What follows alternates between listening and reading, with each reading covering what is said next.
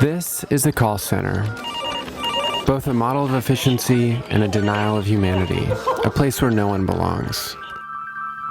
Airbnb's commitment to a world where you can belong anywhere demands a highly specialized understanding of customer service, something that can only be done in-house. It was time to start taking calls, but we knew there was a better way. If Airbnb were to redefine the work environment the way we redefine travel, we had to enter design with no assumptions and many questions. What makes an office an effective and functional place to work every day? The data was rich, but this was the headline. People wanted to work in a variety of positions in a variety of ways. So we developed a new type of furniture, the standing landing, a standing high workspace where one can hang their jacket, store their laptop, and charge it overnight. This is how it works. The footprint of a traditional desk is subdivided, providing a compact, multi-use surface for the individual and giving the remaining area back to the collective. In this way, we can give everyone a single place to land, but many places to work. From here, they can easily spread to adjacent areas, the dining room table, the living room, the den. Power and data are everywhere, meaning that one can be equally functional in any position. This call center has no phones. Agents have comfort and freedom analogous to staying in a great Airbnb listing, bringing the experience of agent and traveler closer together. Spaces are shared, unlike in a typical suburban office where amenities are simply added until the individual's footprint becomes massive. By decoupling personal space from the notion of a desk, we are able to provide the same level of variety but maintain the square footage per person of a typical call center. This is the economy of sharing. Our philosophy became the diagram, and the diagram became the space. We replaced the anxiety of free desking with the ability to belong anywhere. Ladies and gentlemen, give a hand to Aaron Taylor and Rachel Harvey. Guys, congratulations on the fantastic recognition that this work's receiving and also for the footprint that you're building here in Portland. Because the outcomes of this are so dramatically different, I'd just love to hear a little bit, Aaron, about how the two of you work together and your role at Airbnb. Rachel and I are husband and wife, and we started a business about 3.5 years ago called Myriad Harbor. It was an interior architecture firm, and Airbnb was our big client, and very quickly our only client. And so when they asked us to design the Portland office, we suggested that we go in-house. Do I have a clicker to advance these slides? I think you do right here. Okay. Perfect. There's us. So we really see the built environment as an expression of culture, and that at best the values and principles and hierarchy that a culture portends to be about are expressed in its space. And so for us, really, we're looking at this problem of office space. And over the last 50 years, offices have gone from this to this to this.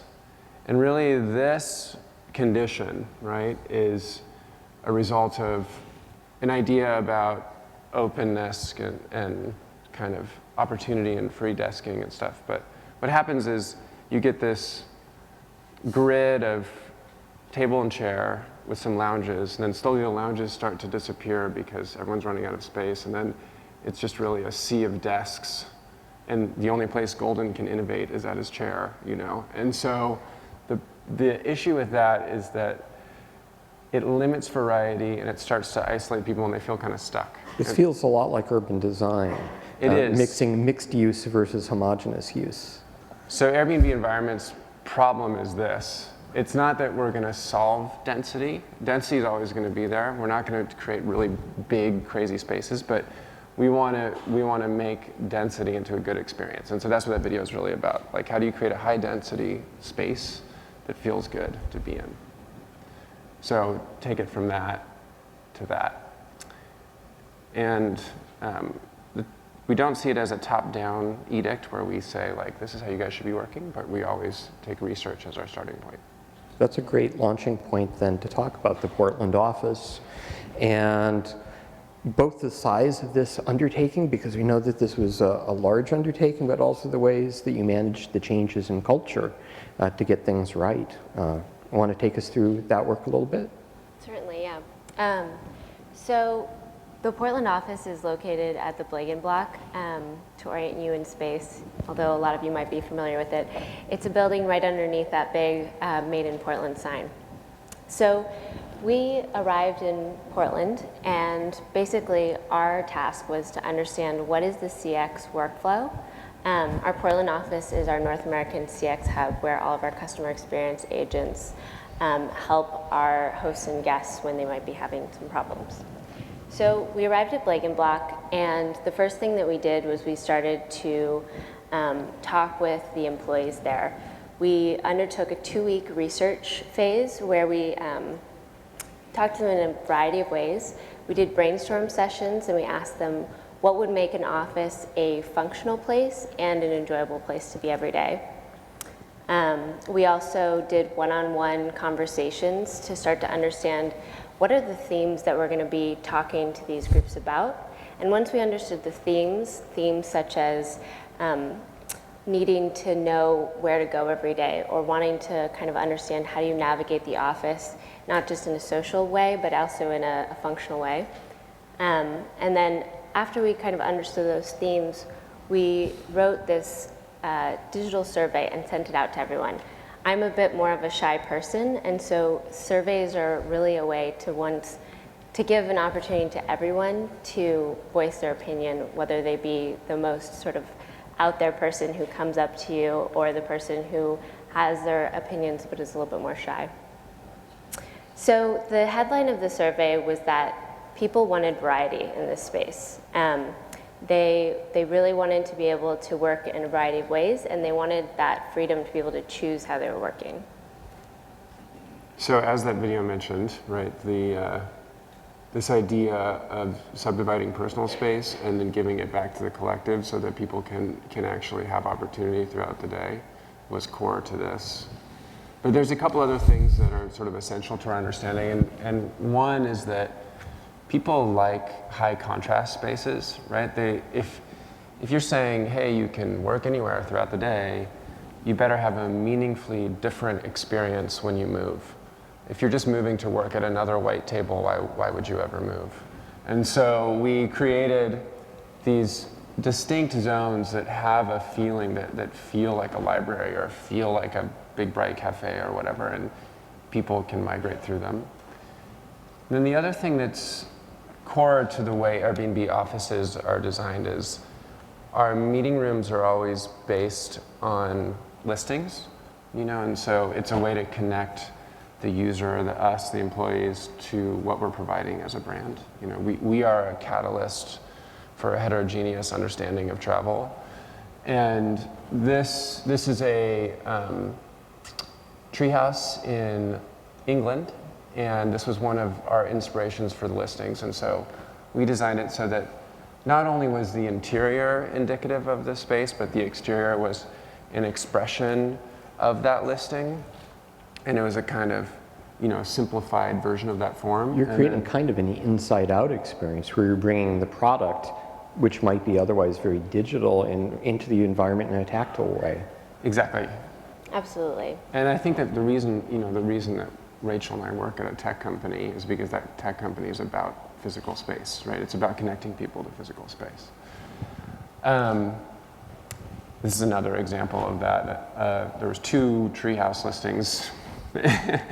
And then this is an example, actually, which hopefully we'll get to later, of employees actually taking on the decoration of the space and becoming hosts to their own environment. So it's not actually based on any particular listing, but it's based on a concept birthed by the CX employees and executed by the CX employees. I'm wondering how this plays out culturally, because so many offices are arranged by kind of a land grant based on hierarchy, to seeding that back to the point that where you go and what you do may be more important than where you are and this level of geography you control.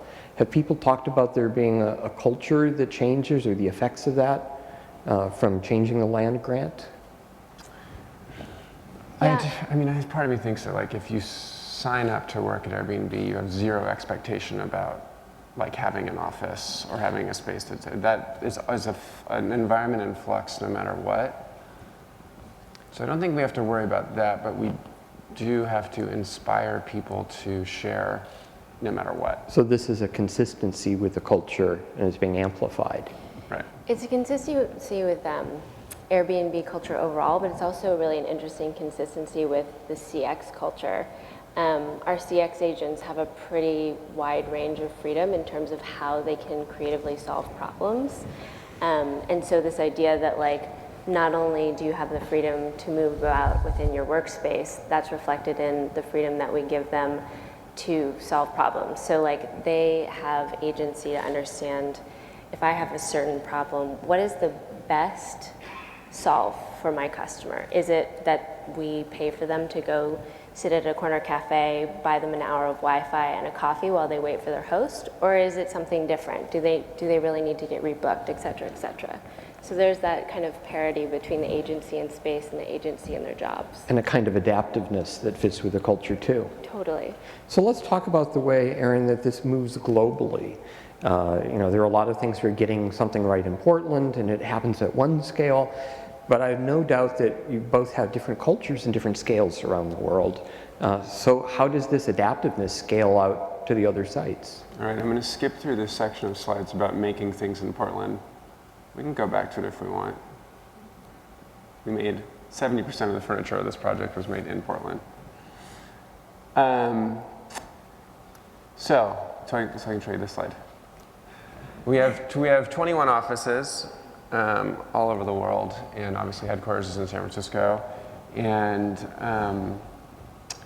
really what we see is that there is no single solution. You know, sharing should always be at the heart of it. We are a company built on sharing space, but we can make no real assumptions about what exactly works for each locale, because there's always cultural differences and there's always kind of work-focused differences. Like the team that's in, I don't know, the team that's in Sydney is doing things that are really different than the team that's in Tokyo, you know? So we always try to respond to them and then push them towards broader thinking about sharing. This is the office in San Francisco, which is kind of, you know, opulent and growing incredibly fast. We now have 1,200 people working there at that office, and we'll have 2,000 in a number of months, probably 8 months. And so it's really the same challenge about space, you know, like how do we make all these people work together in a way that's meaningful in this tight space? This office itself is has to be a little more traditional because the jobs are a little more traditional. Like the CX agent is a cool job because it's like you solving a problem with one person, whereas these are way more like the 5 of us need to meet right now, the 6 of us need to meet right now, 2 of us need to have a one-on-one, and so the space has to kind of accommodate those needs, which are actually more typical of office spaces. This is an example of the listing rooms. We lost our slides, so I don't know what's coming next anymore.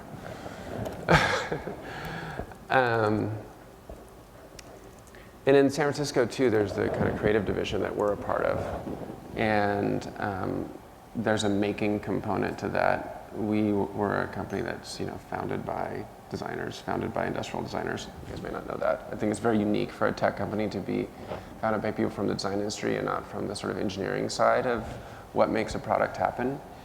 And so there's a real celebration of the fabrication, construction, and making of things in space, and giving employees the chance to make things.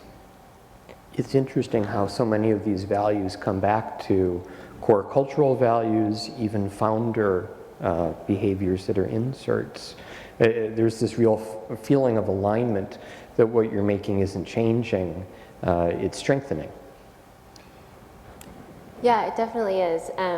I mean, one of the sort of basic hierarchies that we establish in every office is that the open office space is about the city that the office is located in. And so that's about celebrating the unique space of a city, right? Like Airbnb is all about celebrating the uniqueness of the place you're going to.